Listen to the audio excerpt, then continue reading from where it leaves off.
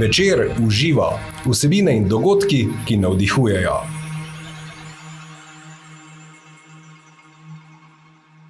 Nova epizoda podcasta Večer uživa je to. Dobrodošle in dobrodošli v naši družbi. Tokrat bo beseda tekla o vzgoji. O tem, ali so sodobni otroci res tako zelo drugačni, kot smo bili otroci nekoč, in ali jih je zato res težje vzgajati. Zakaj nasveti iz priročnikov o vzgoji ne zaležejo zmeraj? Zakaj otrok ne potrebuje idealnih staršev in kaj sploh je dobra vzgoja? Pa tudi o tem, kako pristopamo najstniku. O vsem tem bomo govorili. Moj tokratni sogovornik je zakonski in družinski terapevt Izidor Gašperlin. Dobrodošli, gospod Izidor Gašperlin. Kako ste? Zdaj sem slišala, da je ravno po dopustu, ne? Ja, dober dan. Ja, je prvi delovni dan, tako da nikdy bi se človek hvalil z vseh strani leti pomen pospravljam, ampak zdaj smo že pred konc dneva in smo kar uspešno preživeli, tako da sicer sem pa spočit in pripravljen na to, kar me še čaka v nadaljevanju, tako da prav v redu. Krasno. Krasno nas veseli. Se pravi, poletje, počitnice, pa me zdaj zanima konkretno, a se starši v tem času kaj obračajo na vas po nasvete, kako delati z otroki oziroma vzgojo otrok, ali je to obdobje, ko smo vsi bolj sproščeni in se takih nasvetov skoraj ne rabi?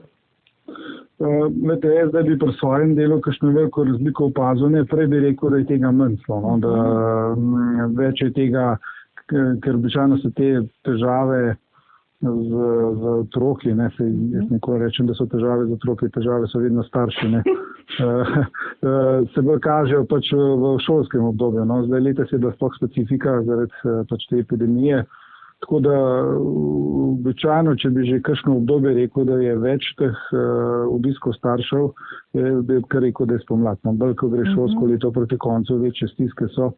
Zdaj polet pa ne, bi prej rekel, da je manj teh, da se manj obračajo na nas, na našo terapevtsko pisarno. Je pa tako, dopusti so vedno preizkušnja, tako za pare, kot za družine. In če bi tako nasplošno rekel, bi rekel, da tam v družinah, kjer so odnosi v redu, kjer so neki pristni odnosi z neko vsebino, ker so ljudje radi skupaj in tudi vedo, zakaj so skupaj, da ni vse nekaj umetno, se mi zdi, da je čez poletje s problemom manj, ker je manj pritisk tako na starše kot na otroke, da si lahko dajo duška še v teh drugih stvareh in so z užitkom skupaj. Seveda tam, kjer pa ti odnosi so že v osnovi načeti, je pa ta dopustni čas, ko bi lahko bili več skupaj in tudi običajno smo, sploh podhodno dopust, ko 14 dni si nekje skupaj, pa nimaš kam pobegati. Tukaj se pa te razpoke pa pokažejo. Tako da jaz bi tako rekel, da tale dopustniški čas je na nek način en preizkus, koliko so recimo prazniki, božično-novoletni, je tudi en preizkus kvalitete odnosov, predvsem pa kvalitete starševstva. Družine, ko so v redu, bodo tudi tukaj znale to izkoristiti, to sproščenost, kot sem rekel, tiste pa, ki imajo težave, pa znajo te težave na en drugačen način izbruhniti. Ker če se ti prej skozi ukvarjaš z otroki, samo skozi šolo, pa sprašuješ, kaj je v šoli in tako naprej, in če je edini razlog, da ti se sploh z otroki pogovarjaš to, da te šole pokličajo oziroma da ti tam nakažejo, da ima tvoje otroke ne težave, seveda, bom rekel, tega tretjega med dopusti ni. Tukaj moraš ti otroka potem videti še samega po sebi, tako kot je. To ste dali zelo dobro iztočnico, vse sem želela nadaljevati tudi v tej smeri. Pomen partnerskega odnosa, se pravi, je ključen tudi za samo vzgojo oziroma odnos z otrokom, ne? Zelo lepo ste rekli. Ja, jaz dostikrat da predavam jih kar direktno rečem, da dobra partnerja sta tudi vedno dobra starša, da obratno pa ni čisto nujno. Lahko sta dva zelo dobra starša, pa ni nujno, da bosta tudi med sabo kot partnerja v redu. In ena pogostejših napak staršev oziroma partnerjev je, da se preveč ukvarjajo z otroki v tem smislu, da mu govorijo, kaj bo zanj dobro, kaj ne bi, kaj ne ga usmerjajo. Otrok se precej več nauči izgleda. On bo precej več v njemu stal tega, kaj starši počnejo, kako se obnašata med sabo, to bo on na njega bistveno bolj vplivalo, kot pa to, kaj mu boste govorila, svetovala, priporočevala, prepovedovala. In tudi moj nasvet staršem je, da najprej se uredita vsak zase in skupaj naj poskrbita zase, da boste v redu in bo potem to najboljša popotnica za otroka. Ne? Se pravi, da v takem primeru, če tudi ta starševski oziroma partnerski odnos ne štima, načrčem po štajersko, se pravi, tudi vsa ta literatura in razni nasveti nimajo učinka. Ne? Zdaj, če bi se malo pri tej literaturi zadržala, zdaj res dostopamo do raznih informacij, nasvetov, pa kljub vsemu starši ostajamo zmedeni, ko gre za vzgojo otrok. Kaj mislite, zakaj? Mislim, zdi se mi, da premalo tudi zaupamo svoji intuiciji, ko gre za našega otroka oziroma za odnos z njim. Kaj pravite? Ja, vse je res, ampak gledajte, intuiciji zaupati, ne. Ja. Tudi naša intuicija pride do nje, ne. Ja. Je ena taka skrivnostna pota, ne. Bolj, ko smo mi nezreli, bolj, ko imamo sami sabo težave, več, ko je, bom jaz rekel, nekih usedlin med nami in našo intuicijo. Čas nekaj mi slišimo ali pa čutimo kot intuicija, pa je to daleč od tega, ne. Tako da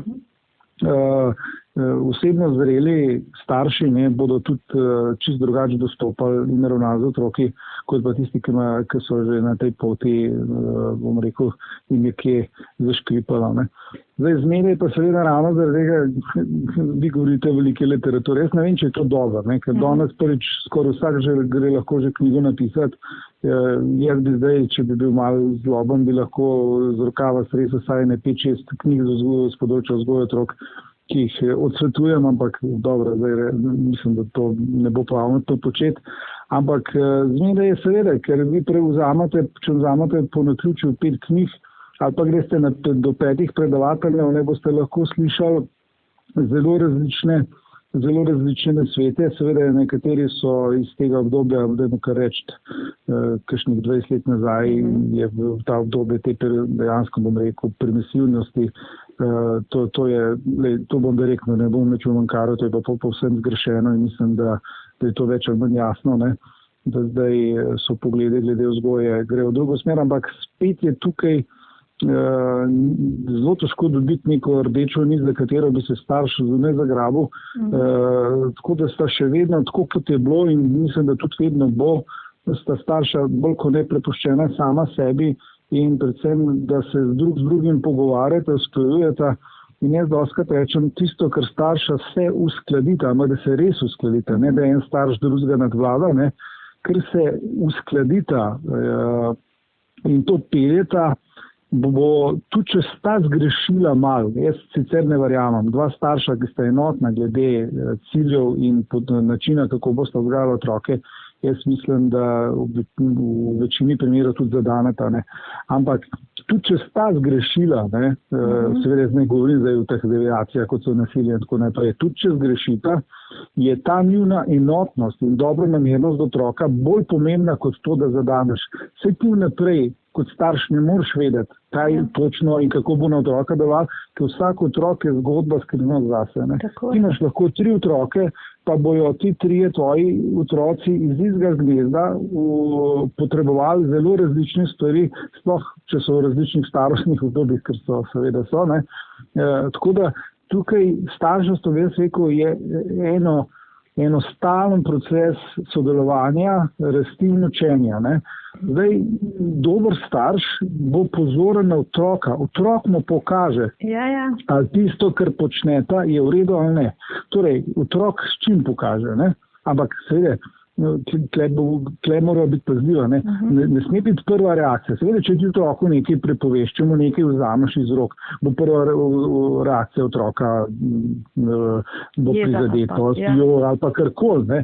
Ampak ne smemo vzgojati tek na dolge proge, ne? Mi moramo otroka gledati v daljšem obdobju in če sta starša se odločila, da bosta določeno smer vzgoje peljala, jaz rečem, ne jo peljete, ne vztrajate vsaj mesec, ne glede na to, kako bo otrok se na to odzival, na prvo žogo, in po enem mesecu se bo takoj pokazalo, a gre jo zadeve v željeno smer ali ne. Kako pa vemo, če gre v željeno smer? Če bi otrok prej tak vas rezervan, nemiren, ne, in tako naprej, in je zdaj rekla spet ustavno pri tem mesecu, bolj miren pomeni, da tisto, kar počneta, gre v pravo smer.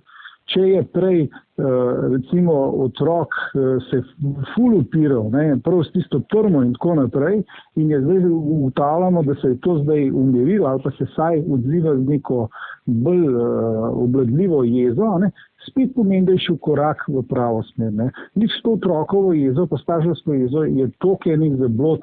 Starš, če hoče vzpostaviti neko avtoriteto nad otrokom, on more biti jezen, more z jezo pokazati, da mu nekaj ni všeč, kar otrok počne. Če se otrok zvrne po tleh trgovine in začne se pretati in plati in kričati, ja, bo starš pokazal eno jezo in da to ni. In enako velja. Za ogromno staršev je ena huda drama, strašna travma, če njihov otrok jezen. Hvala Bogu je jezen, se s tem ga učimo, da otrok pokaže, da mu nekaj ni prav. In s tem dajemo otroku pravico. Ni prav, da ima otrok, če tako rečem, pravico, da se podpremo, da na en kultiviran, obladen način pokaže, da mu nekaj ni prav. V redu, zdaj smo pa tukaj. Starš želi nekaj, zahteva nekaj, otroku to ni prav. Imamo zdaj pač težavo, imamo konflikt, ampak takih konfliktov je v življenju ogromno.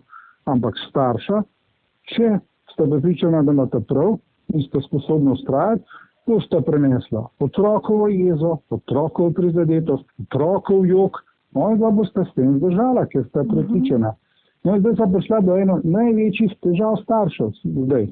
Yeah. Oni ne zdržijo z bolečino pri otrocih. Yeah.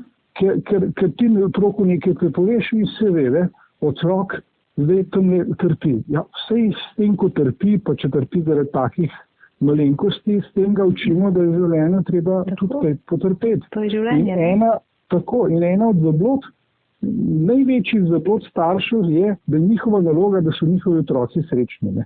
Ja, vete, življenje je tako, kot je. En dan si srečen, en dan si nesrečen, počasih niti ne veš, zakaj, drugič imaš razlog.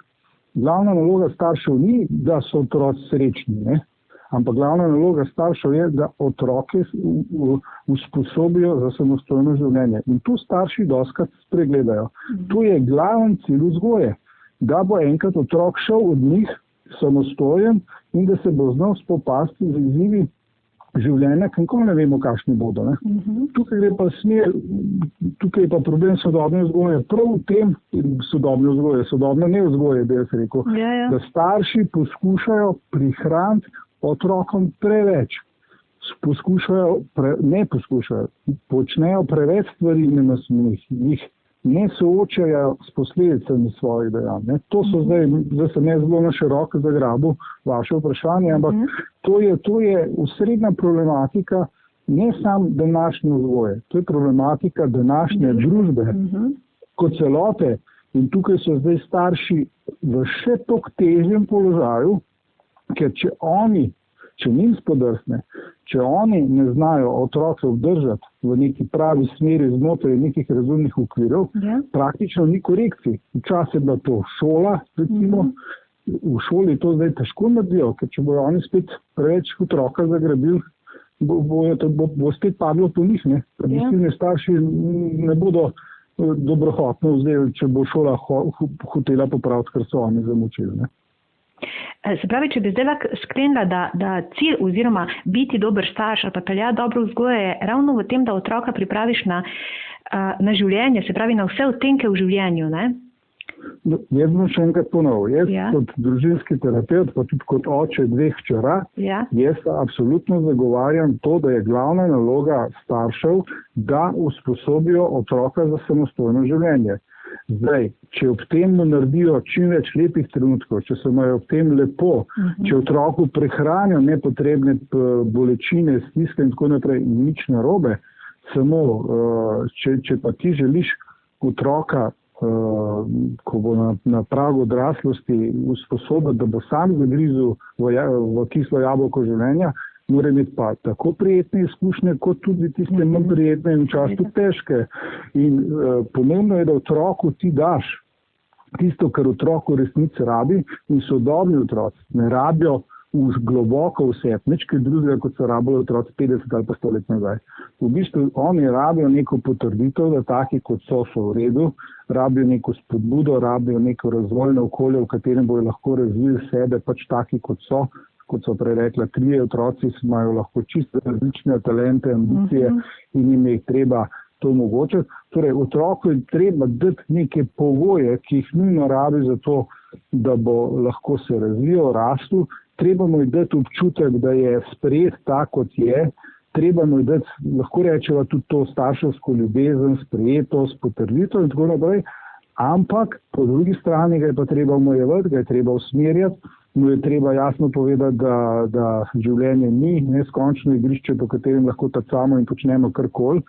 In jaz sem prej zato to poudarjal, ta drugi del, ker se mi zdi, da danes to bolj manjka. Ker tisti starši, ki se trudijo za vzgoj otrok, in jaz moram reči, da če primerjam s tem, koliko so se naši starši ukvarjali z nami otroki in koliko se starši poskušajo danes, jaz bi rekel, da danes večina staršev, parov poskuša nekaj narediti. Ampak preveč mogoče celo grejo v to smer, ki sem jo prej povedal, potrditve, spodbujanja, ljubezni in tako naprej. Premalo pa ostaja teh meja, pravil, ustavljanja, usmerjanja, če želite tudi prepovedovanja. Tukaj smo pa prišla do drugega problema sodobne družbe. To je pa ta odsotnost očetov. Ne bom toliko rekel fizično odsotnost, ker zdaj tudi v zadnjih letih opazam, da je vedno več očetov, ki so pripravljeni tudi pri karieri, pri službi malo vzeti nazaj, zato da so doma. Seveda, ne vsi, še vedno je ogromno moških, ki kariero, službo postavljajo krepko na prvo mesto. Ampak problem je, da tudi tisti, ki jih je vedno več očetov, ki želijo, ki se zavedajo svojega pomena za otroka, ne vejo čisto točno, kaj je očetova funkcija. In oni so tukaj preveč pod vplivom mame, žensk, to pa je že spet rak rana slovenske družbe, ki smo toliko generacij na taka drugačen način odsotnih očetov in vsa teža, preveč teže, bom rekel, pade na ramena mater. In potem oni pokrivajo dejansko tiste 3 vogale, ne samo hiše, ampak žal tudi 3 vogale vzgoje otrok, ker se pa spet poznamo. Ja. No, seveda to smo hotela reči, naše generacije očetov so bile, mislim, se pravi, naša vzgoja je bila tudi, v katero niso očetje sploh bili vpleteni, so bili odsotni. Tako, ampak zdaj imamo pa opravka z druge vrste odsotnosti. Tukaj so pa zdaj očetje fizično prisotni, kar je po svoje mogoče še svoj slabš. Otrok razume, oči ni, ker služi denar za to, da imam jaz ne vem kolo, pa da gremo lahko dopust in tako naprej.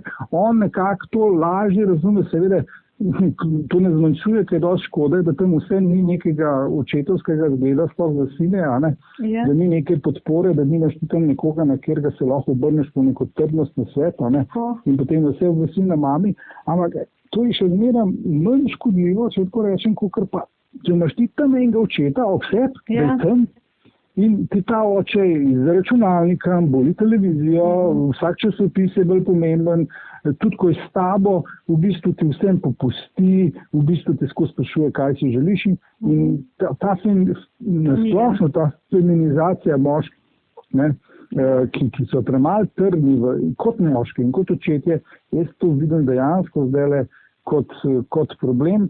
Seveda, druga plat tistega problema je pa, da so ženske enostavno prestale preveč dominantne, preveč hočejo kontrolirati, grejo predaleč, ne samo doma, tudi v šoli. Tako da tukaj je, pa jih je po eni strani treba razumeti. One bi želele čim najboljše, tam ni nekega močnega očeta. In tako da to je neka, bom rekel, neka past, v katero so se ujeli sodobni starši. Gospod Gašperlin, daj vas zdaj še malo ostati tukaj pri prisotnosti staršev pri otrocih. Zanima me predvsem v smislu preživljanja, kakovostnega preživljanja časa z otroki. Ali še zmeraj velja to, da je pomembno, da čas preživljamo z otrokom kvalitetno, pa ni ravno pomembno, koliko časa smo z otrokom, ali je pomembna tudi kvantiteta oziroma količina preživetega časa. In kako sploh biti kakovostno z otrokom. Ne? Se ste rekli, mi smo lahko fizično, smo prisotni mentalno oziroma čustveno, pa odplavamo. Ne? Glede, absolutno je bolj pomembna kvaliteta. Ne? Ja. Torej, cel kup raziskav, ki jasno pokažejo, da tudi otroci, kjer so starši veliko odsotni, če so takrat, ko so z njimi, so res z njimi in lahko z lahkoto nadomestijo ves ta čas, ko jih ni bilo. Tako da kvaliteta je sigurno bolj pomembna, seveda mora pa biti tudi nek ustrezna količina časa, pa vse mora biti za to, da sploh dobiš občutek, da si v isti družini, ne? Da si pripadaš, da si tam nekje. Ne? Zdaj s kvaliteto je pa spet tako, ne? Težave staršev, ki so imeli tudi sami starše, ki niso vedeli, kaj z njimi početi, je, da ti nisi enostavno sposoben in ne veš, kaj z otrokom početi. Seveda. Jaz vidim cel kot, ker jaz sem tudi tako oče. Ne bom več tlele sebe v noleku. Recimo, jaz, ko so bile moje hčerke majhne, jaz dejansko nisem vedel, kaj z njima početi. Pa ne zato, sta bile hčerke. Ne? Ja. Jaz imam občutek, da bi bil moj problem, če bi imel sina še večji, še bolj opazan. Tako sem se lahko skril, ker se z mano moji starši nič ukvarjali. Slabše od tega.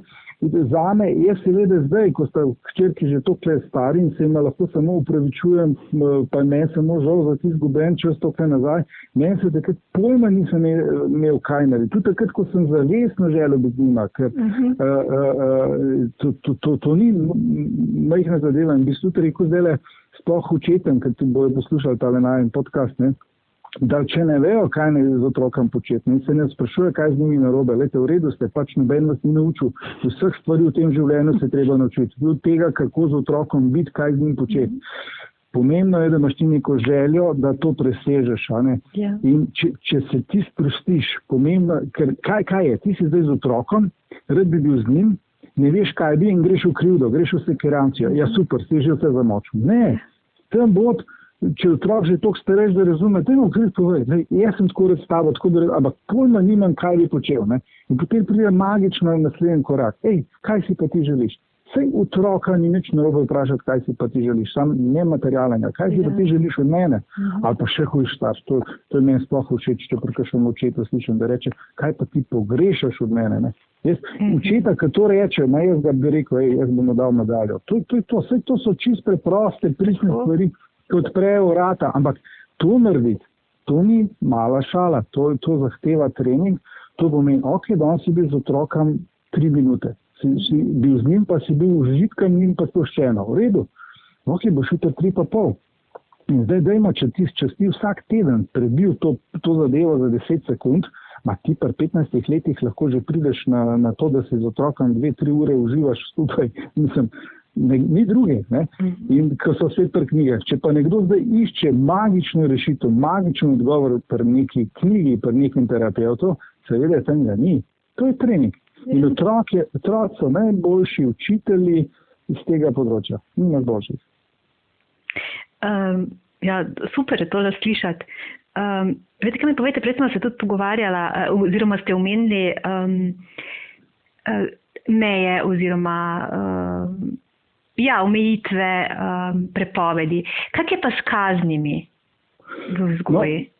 Lejte, jaz dosledno na vseh delavnicah, na vseh predavanjih, pa tudi v knjigah, tistih, ki sem jih pisal, jaz se izogibam besedi kazen, oziroma če jo že uporabim, jo uporabim z negativnim predznakom. Lejte, pa bom zdaj razložil. Vedno je pri vseh pojmih, kako jih definiramo. In zame je kazen, torej jaz kaznovanje otrok absolutno odsvetujem. To se pravi. Ampak kazen, tako kot jaz razumem. Otroka naučimo odgovornosti s tem, da ga soočamo s posledicami njegovih dejanj oziroma nedejanj. In tukaj je poanta. Torej, če on nekaj poškoduje, naj popravi oziroma se mu vzame malo žepnine. Ampak to ni kazen. To pomeni, da on razume, če se nekaj poškoduje, zato se porabi denar, če ga porabiš za to, ga za nekaj drugega. Seveda, mora biti pa to soočanje, ne moš ti njemu reči, on reče, le bom strehe dol skočil, pa mu rečeš, ja, kar skoč boš videl, da to ni v redu. Ne? Torej, ga je pa treba obvarovati, to se pravi. Takrat, ko pa njegova ravnanja bi povzročili prevelike posledice, takrat je pa treba poseči po prepovedi. Ne? To pomeni, da je treba fizično prepričati, da on naredi kakšno tako hudo zadevo, ki bi se mu lahko trajno poznala na zdravju ali pa Bog ne da še, da dokončno ugasne njegovo življenje. Torej, tukaj starštvo je vedno hoja po rezilu, ne? Ja, po robu. Ne? Ti zdaj, če boš preveč otroku ga preveč dopuščal, da bo se soočal preveč s posledicami svojih ravnanj, da boš preveč ravnanj dovolil, se lahko zgodi, kot so rekla, da bo imel neke trajne hude posledice ali pa da ga celo izgubimo. Če boš preveč popuščal, bomo tam na drugi strani spet videli nekoga razpuščenega, ki bo imel potem težave v podjetjih, v šoli, v obratnem vrstnem. Tako imel bo težave konec koncev s sabo, v partnerstvu in tako naprej. V bistvu bo posod pričakoval več od drugih, kot od sebe. Kje je zdaj ta meja? Spet imate vi lahko dva otroka, bo enega treba bolj spodbujati, enega bo treba bolj ustavljati. Ja. In zato jaz tukaj pravim kaznovanje, recimo tipičen primer kaznovanja. Danes karkoli otroci naredijo, je vedno posledica skoraj vedno ena lista. Vzamejo mobitel ali pa računalnik. Ne? Ja, seveda se prizadene. Okay. Ja. Ti si po nesreči razbil vazo in zdaj 5 dni brez računalnika. Dajte mi vi razložiti, kje je povezava med vazo in računalnikom. Ne? Se otroci niso neumni. Ne? Ja. Ni. Ne? Tisto, kar sem pa prej dal primer, ne? Torej, si jo poškodoval, razbil, ampak razbil ti si bil že dvakrat upozorjen, da če boš brcal žogo po dnevni, zdaj pa dost, zdaj pa vidiš konkretno škodo, njemu razložiš, ni treba nič se razburjati, zelo hudo se je konec koncev le samo vaza, ampak vedno je naj bo cilj, da otroku nekaj razložimo. Torej, tukaj je to, zgodba se je tako in tako, bil si upozorjen, posledice so naslednje. Recimo, ta vaza stane toliko, da mu kupil novo, ti boš pa dal sorazmerno toliko. Naslednja tvoja žepnina, ali boš pa 2 meseca brez žepnine. Recimo, primer, ni to, jaz nikoli nočem teh primerov dajati kot neke konkretne nasvete, za katere se je treba obesiti. Treba je ugotoviti, kaj konkretno bo po otroku delovati. Ampak na dolgi rok, če hočemo otroka, da se razvija v neko samostojno odgovorno osebnost, je edina pot to, da on prevzema odgovornost za tisto, kar naredi, oziroma tisto, kar ne naredi, pa bi moral narediti. Prej, ko ga začnemo s tem soočati, boljš bo. Sam tukaj jaz ponovadi dam primerjavo z enim drevesom, ga posadimo. Ja. Če ga bomo ki mu damo to uporo, ta kol uporni, če ga bomo imeli predolg časa privezanega za ta kol, se ne bo razvil tako, kot bi se lahko. Če ga bomo pa prehitro odmaknili od te upore, se pa zna zlomiti. In so spet prehoji po robu. Kdaj je tisto pravo odmakniti oporo, ne? Kdaj je tisto pravi moment? Ampak tukaj, če starša sodelujeta, običajno je tako, da eden bi bil bolj rigorozen, bolj strog, drug bi bil pa bolj mehak, kdo ima prav. Oba imata prav, sam če bosta onadva sodelovala, ne tekmovala, pa prepričovala, kdo ima prav, če bosta sodelovala in se na koncu, bom rekel, spogajala na neko zdravo mero, jaz mislim, da bo otrok varni prav. Gospod Gašperlin, kaj pa po drugi strani, zdaj smo rekla neke kazni, sprejemanje odgovornosti za posledice, kaj pa po drugi strani pa neka nagrajevanja?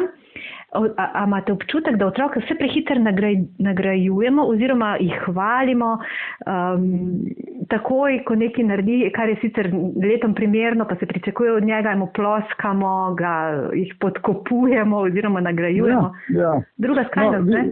Tako, vi ste zdaj kar ta prav, jaz sem že čakal, da pridem do besede, pa ste že sama, ne? A ja, pardon. Nagrajevanje, vsi ste že sama uporabila besedo. Eno je nagrajevanje kot nagrajevanje, drugo je pa podkupovanje, ne? Da ti otroku daš denar ali pa eno obljubiš eno nagrado za to, da bi naredil nekaj, kar je samo po sebi umevno, ne? In zdaj se spet vrneva k literaturi, ne? V dobri knjigi boste prebrali, pa se ne hecam zdaj, v dobri knjigi boste prebrali, otroka je treba čim večkrat pohvaliti, otroka je treba dati potrditev in tako naprej. A ne? In nekdo, ki je to prebral, bo zdaj probal za vsako malenkost pohvaliti svojega otroka. Ne. Otroka pohvalno sploh pa nagradimo za nekaj izjemnega. Če on doma pomaga pri pomivanju posode ali pa pri peki, ne vem, kruha, kar je bilo zdaj popularno, zaradi tega on ne bo dobil nagrade. Če on pospravi svojo sobo za sabo, on ne bo dobil nagrade. Mislim, a me razumete? Razumem. Torej, nagrada in pohvala mora biti za nekaj, kar njemu ni treba narediti, kar se njemu od njega ne pričakuje, ali je pa nekaj posebnega, izjemnega. Ne? In zdaj pri pohvalah. Zdaj tisti, ki otroka hvalijo za vse živo, ko jaz na predavanjih tole povem, kar sem zdaj, me tako malo čuden gledajo. In rečem, a kaj, zdaj vas pa skrbi kanal Tine, za kaj otroka pohvaliti, ker ne najdete pri njem nič takega za pohvalo. Sem rekel, če vi, to je postavka za res velika povem, če vi pri svojem otroku ne najdete ničesar, kar je pohvale vredno, potem se pa nad sabo zamislite, ne nad otrokom. Da vi ne znate opaziti stvari, ki so pa njem posebne, izjemne, pri vsakem otroku so. In to je to. In s tem tudi otroka usmerjaš. To se pravi, če ga pa ti pohvališ za vsako stvar, potem so pa vsi Mozarti in vsi so Picassoti in potem so ful razočarani, ko pa nekdo mu nalije enkrat končno življenje čistega vina. Ampak tako da spet prehoji po robu. To se pravi, treba je znati ločiti, ki je tista točka, tista meja, ko pa otroku rečeš, tole je bilo pa res briljantno. Ni pa nič narobe, če se mu pa zahvališ tudi za običajne stvari. Šla pa šla do nečesa, že tam nisem videl. Vse so tudi zahvale.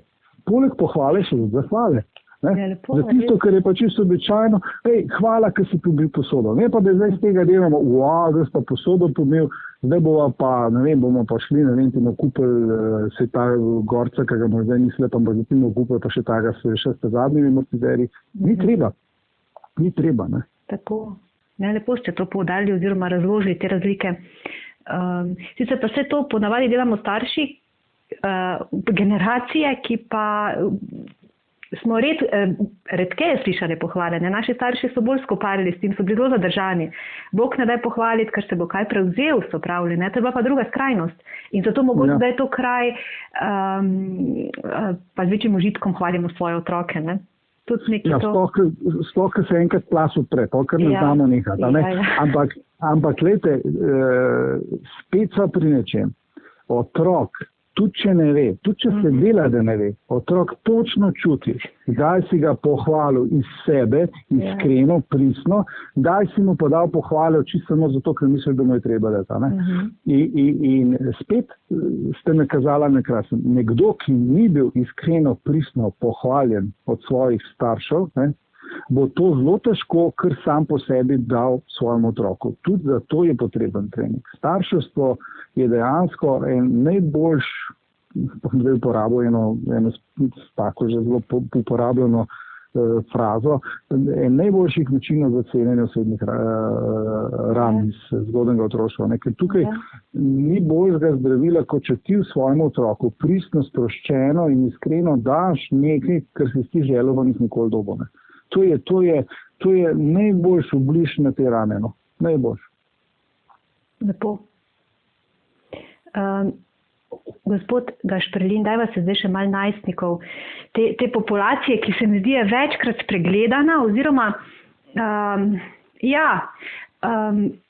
imamo pa pri vzgoji najstnikov se nekako najbolj zatikamo, ker ali so že se nekako poznajo posledice, oziroma nekako se poznajo posledice vzgoje ali mogoče za bojenih priložnosti in pa jih imamo kar za trmaste, za neposlušne, za naporne. Pa mi povejte, kako komunicirati z najstnikom, z odraščajočim otrokom, da ne vedno ne prijemo da ne naletimo na zid, na negativne reakcije.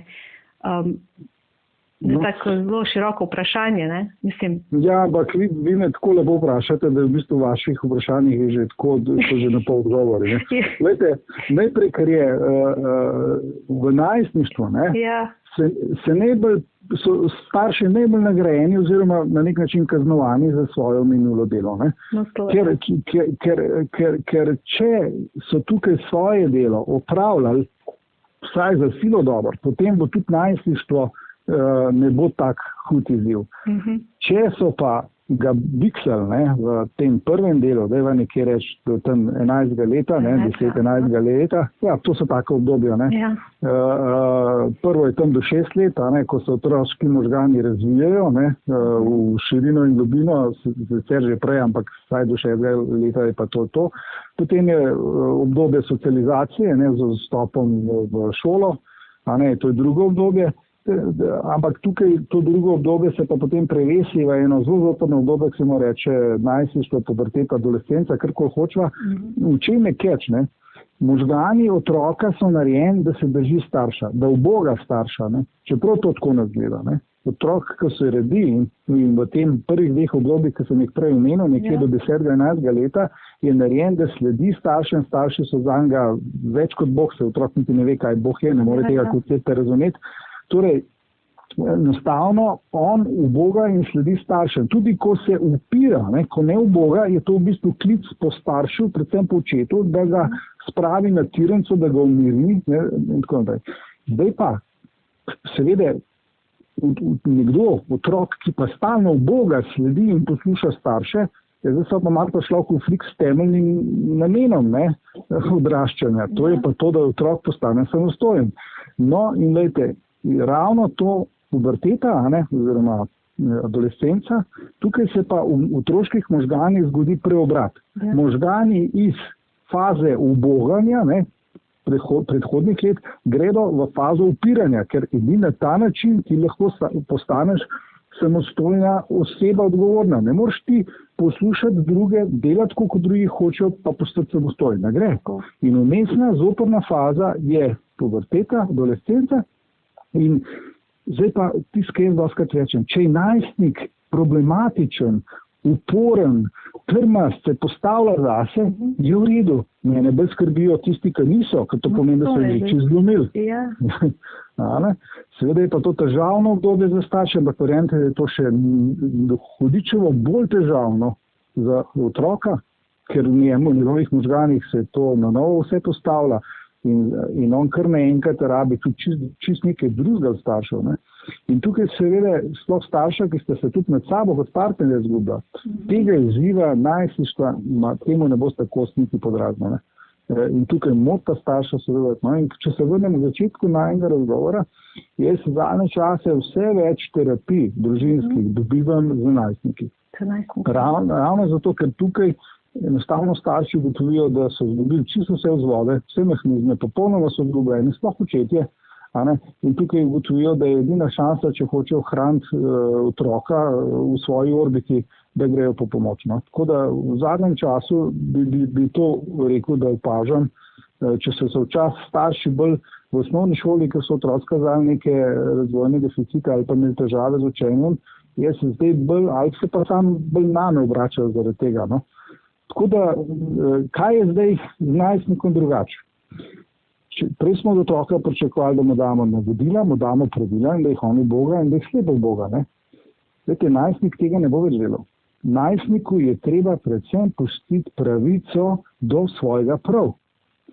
In če ti najstnika prepričuješ, da nima prav in da je tvoj prav edini prav, in če ti njega slepo pričakuješ v stilu, to bo tako, zato sem jaz rekel, potem tukaj drugega kot en upor in eno odvrnitev od staršev ne morete pričakovati. Tukaj v dobi najstništva gre v drugo smer. Tukaj gremo v fazo pa dogovarjanja, pogajanja. Jaz bi rekel, da je najstništvo faza pogajanja. Ne? To pomeni, če bi eno stvar izbral, kaj more starš najstniku sporočati, je to, da ima pravico do svojega prav, da ga mu niti ni treba ne vem kako zagovarjati, da se ga ne napada, da se upošteva tudi njegov pogled, mnenje, čeprav se z njim ne strinjamo, ampak ga upoštevamo. Torej, najstnika je treba upoštevati. Ampak, zdaj pa pride ampak. Najstnik ni samostojen, ne ekonomsko, tudi čustveno ne in tako naprej. Živi v neki skupnosti. ki se ji reče družina ali pa stanovanjska skupnost, karkoli že. Tudi pač družina, dajva kar poenostaviti. V tej družini veljajo neka pravila, ker drugače bo družino raznesel, drugače bo kaos. In mi tukaj sprejemamo neka pravila. Te poslušamo, te slišimo, ne pomeni, da ti damo prav, če ti damo prav, bomo tudi upoštevali tvoje in bomo sprejemali pravila. Torej, ampak ta pravila, ki jih pa sprejema ta starša, se jih pa držiš, ker si član skupnosti, ki se reče družina. Ampak to ne pomeni, da se mi s tabo ne strinjava, ampak tukaj imamo neka pravila, ki morajo veljati na nek razumen način za vse. Zdaj, če tudi na ta način tudi njega pripravljamo, da bo, ne vem, na eni fakulteti, kasneje na enem, bom rekel, podjetjih, v kjerokoli skupnost bo prišel, bo razumel, da če hoče skupnost dobro funkcionirati, mora tam biti neke jasna pravila igre, ki se jih v razumni meri držimo in da toliko časa pravil ne spremenimo, pač se jih držimo. Kar ne pomeni, da se moramo vsi strinjati. Ne, mi imamo lahko različne poglede, mi imamo lahko zelo različne poglede, ampak mi se zmenimo, kako bomo kljub različnim pogledom preživeli. In to je recimo preobrat, ki ga starši, sploh starši otrok, ki so jih otroci slepo ubogali, ki so jih na nek način jasno držali pod neko komando, če tako rečem, v najstništvu zelo težko ta preobrat naredijo. Da kar naenkrat otrok ne bo več sodeloval slepo, ampak bo rabil tudi neko spoštovanje njega, njegovih pogledov. Potem je tukaj eno upanje in v tej smeri ponovadi tudi v družinskih terapijah potem zelo hitro najdemo nekaj preboje. V bistvu se gre to spet, ste lepo zapeljali oziroma povedali, spet ta priprava na življenje naprej, ne, mislim, v tem konceptu, ne, oziroma upoštevanja njegovega prava, ampak hkrati upoštevanja pravil neke skupnosti, ne, oziroma družbe. Ja. In starša, recimo dobra starša, ne, ki se začneta prepirati o tem, ne, kar nič narobe. Jaz to dostakrat rečem, tako kot tam, kar papeža volijo. Da pridite v sobo, prepirajte se, povejte si v glavo vse živo, kar je, samo ne bo gluha soba, da otroci ne slišijo, ampak na koncu pokažite bel dim in se zmenite. To se pravi, vidva, ko pridete ven, se morate zmeniti, kako in kaj boste delali. Ne. Ampak, recimo, ko sem prej čez očete malo, bom rekel, se pritožil, pa da zdaj mogoče malih uravnotežen zadevo. Običajno je to tako. Zdaj se pa nekaj zmeta, in treba bo neke omejitve, treba bo neke prepovedi, pravila in tako naprej. In seveda, kdo v družini mora biti skrbnik te strukture teh pravil? Ja, oče. Ne? In zdaj, kaj se zgodi? Oče in mami se spogajata, recimo, da je po klasiki, da je oče tisti, ki zagovarjamo bolj rigorozno, bolj striktno, malo ostro vzgojo, mami pa to mehča. Ok, super. In se spogajata nekje. In sta enotna. Zdaj pa pride do tega. In otrok se ne drži pravil. Seveda sledi posledica. Tako? Pač, ker smo zmenjeni. Kaj če biti pravila, če nimajo posledic? In kaj se zdaj zgodi? Oče bi zdaj rad izvedel to posledico, ki je bila usklajena, dogovorjena, mami pride vmes in začne govoriti, le pa ne moš tako, in potem v bistvu pade vnem. In tukaj je oče, moški, partner v nemogočem položaju. Ali bo zdaj šel v konflikt s partnerko, v pričo otroka, ali bo popustil, ali bo vztrajal in celo. To so ti zapleti. Zato jaz pravim, starša, ko se nekaj zmenita, ne se tega držita, ne se v tem podpirata, ker je starševstvo že brez tega čisto dosti naporno. In ker je ta enotnost bolj pomembna, kot pa to, da je zadeva 100% pravilna. In če boste gotovila, da sta mogoče da preveč zapila, v redu, boste še enkrat v tisto sobo in še enkrat pokadla bel dim in boste prišla z novim, bom rekel, z novo zadevo in boste to potem pelala naprej. Torej, če spet ko rečem, ni pomembno to, da se starša vsem strinjata, da ima ta popolnoma enotne poglede na vzgojo. Sam se morata pa poenotiti. To pa pomeni, da se morata dogovoriti, zmeniti in potem to izvajati do tistega trenutka, ko se izkaže, da ta zadeva ne deluje. Potem se morata pa pač zmeniti na novo in to izvajati. Jaz božjega načina ga ne vidim. Ja. Ta pa razstena stopna, ko otroci odraščajo, postajajo odrasli oziroma mladi odrasli, se osamosvajajo oziroma bi se morali osamosvojiti, pa pride recimo prvostopna neka ločitev, fizična ločitev od staršev, grejo od doma, vendar to še ni prava samosvojitev, ne? Oziroma, kak spuščamo otroka neka zdravo pa varno iz gnezda, no? Tu smo mame ponavadi problematične. No, Ja, seveda. Ja, sploh mame, ki nimajo partnerjev, ki nimajo dobrega partnerstva, ne, potem si sploh sinov naredijo nadomestne partnerje in teh zelo težko spustijo. To so znane zgodbe, ne, in tega je ogromno, ampak glejte, zdaj spet kako, ne. Ja. Jaz mislim, da je bolj pomembno, da mi da tudi povedo, kaj je cilj, ne. Še enkrat, cilj je, da otrok zdaj pa vi ste takoj šla na fizično osamosvojitev, ne. Jaz tukaj ne bom toliko rigorozen, ne, ker vem, kako je težko danes otrokom iti na svoje, ne. Tudi ekonomskega, ja. Jaz nimam nič proti temu, če so otroci ostanejo, če se recimo en mlad nov par, ne, naredi dom v hiši svojih enih ali drugih staršev, ne. Sam. To mora biti ločeno, ne? To mora biti svoj vhod, to mora biti vse ločeno. Ne? Tukaj starši, ki pridejo, morajo pozvoniti. Če nimate časa, morajo starši sprejeti, da otroci nimajo časa. Tako da jaz bi tukaj upozoril na drugo zadevo, ki je bistveno bolj pomembna. Govorijo o ekonomski, fizični osamosvojitvi. Ti greš, jaz mislim, da sem tudi se bom zdaj ponovil, doskrat rečem, otrok gre lahko v Avstralijo, na drug konec sveta, pa bo bolj zavezan staršem, bo manj osamosvojen kot pa nekdo, ki živi v mansardi. Gre za čustveno osamosvojitev gre. Ne?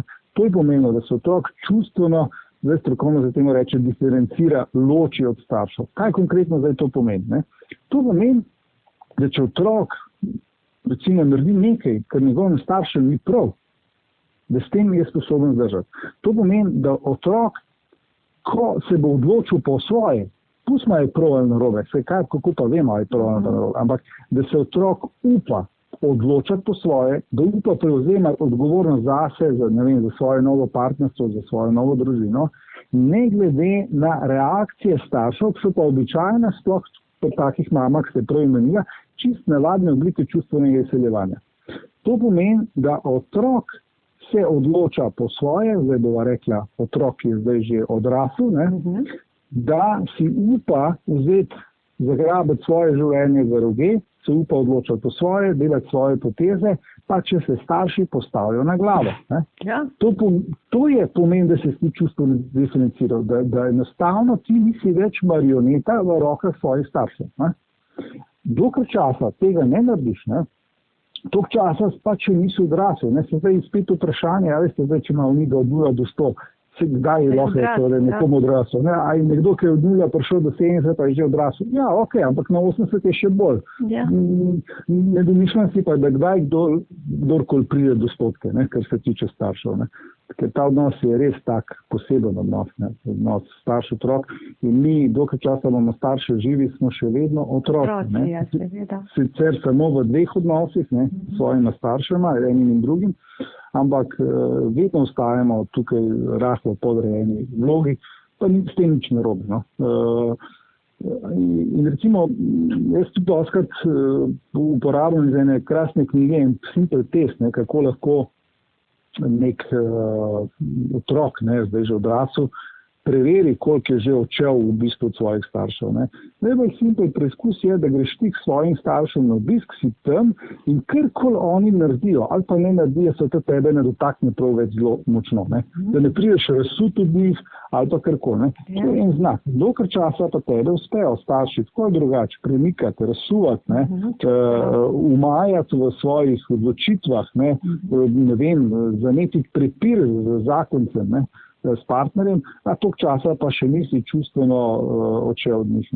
In ta odhod je ključen za to, da nekomu rečeš, da si pa odrasel, da si pa zrel. Ne fizično, ne ekonomsko, ampak seveda sej nekdo, ki je čustveno se osamosvojil, se bo tudi v Sloveniji se bo že znal finančno saj toliko pokrit, da zmore kvalitetno poskrbeti zase in pa za tisto najnujnejše, kar je treba.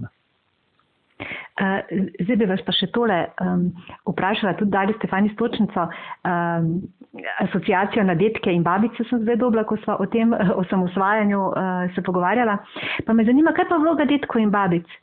Kaka naj bo, kar se vnukov tiče?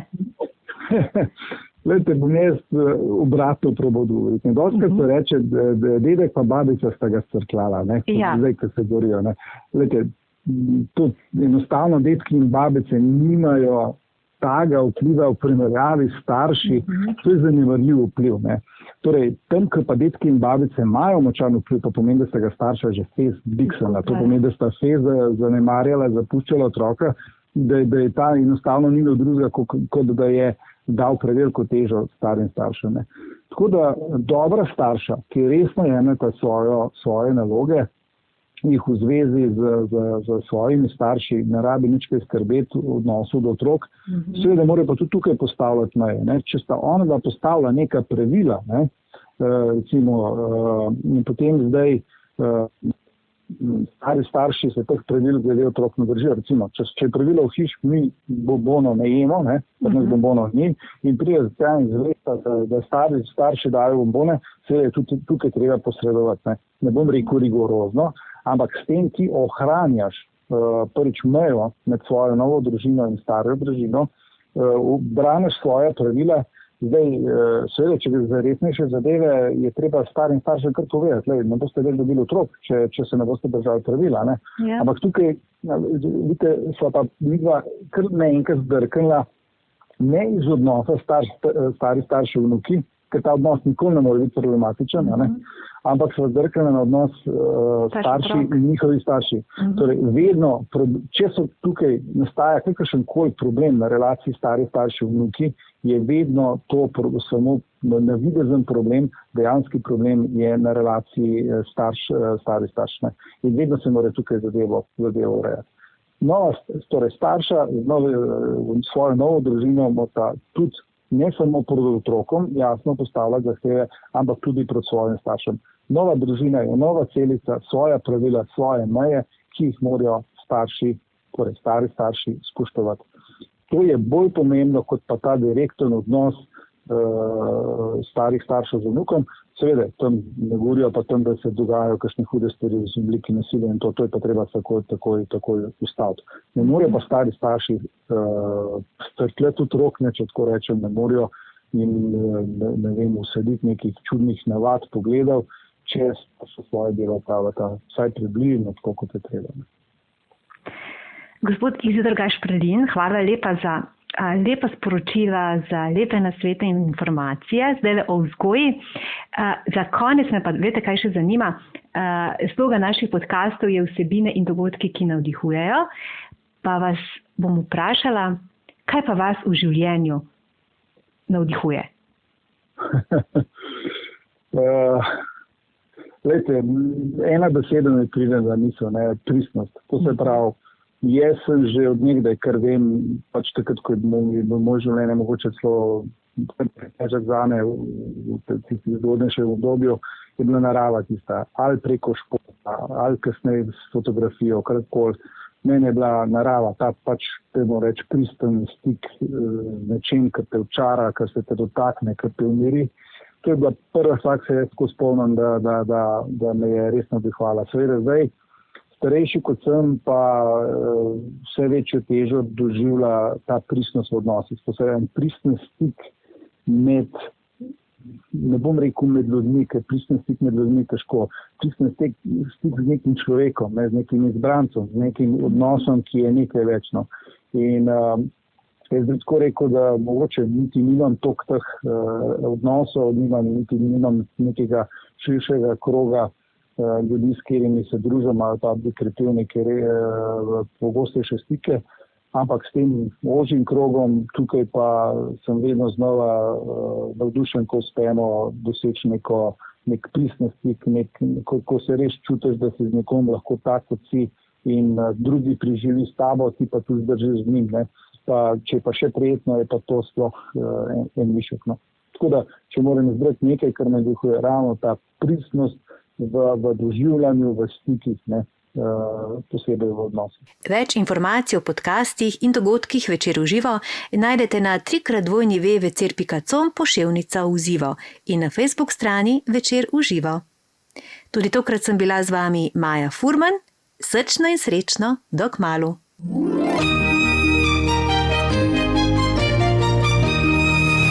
Večer v živo. Vsebine in dogodki, ki navdihujejo.